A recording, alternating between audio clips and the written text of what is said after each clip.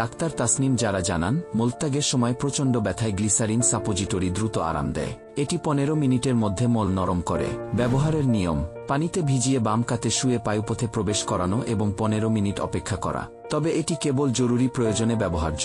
কোষ্ঠকাঠিন্য দূর করার প্রাকৃতিক উপায়: হাঁটাচলা। ডাক্তার জারার মতে, আমাদের পরিপাকনালী প্রায় 30 ফুট লম্বা। খাবার সহজে প্রক্রিয়াজাত হয়ে বের হওয়ার জন্য অন্তত 30 মিনিট হাঁটাচলা করা জরুরি।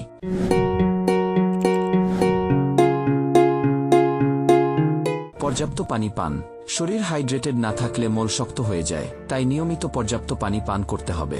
আঁশযুক্ত খাবার ও ইসবগুল। প্রতিদিন ইসবগুলের ভুসি 2 বার ভরা পেটে পর্যাপ্ত পানিসহ খেলে আঁশের ঘাটতি পূরণ হয়। তবে 3 দিনের মধ্যে উন্নতি না হলে চিকিৎসকের পরামর্শ নিতে হবে। কোষ্ঠকাঠিন্য দূর করতে ডাক্তার যারা ল্যাকটুলোজ বা সোনাপাতা ব্যবহারের কথা বলেছেন।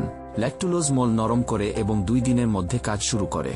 অন্যদিকে সেনা 8 থেকে 12 ঘন্টার মধ্যে দ্রুত কাজ করে। তবে তিনি সতর্ক করেন যে, এসব ওষুধ দীর্ঘদিন খেলে অন্ত্রের স্বাভাবিক কার্যক্ষমতা কমে যেতে পারে।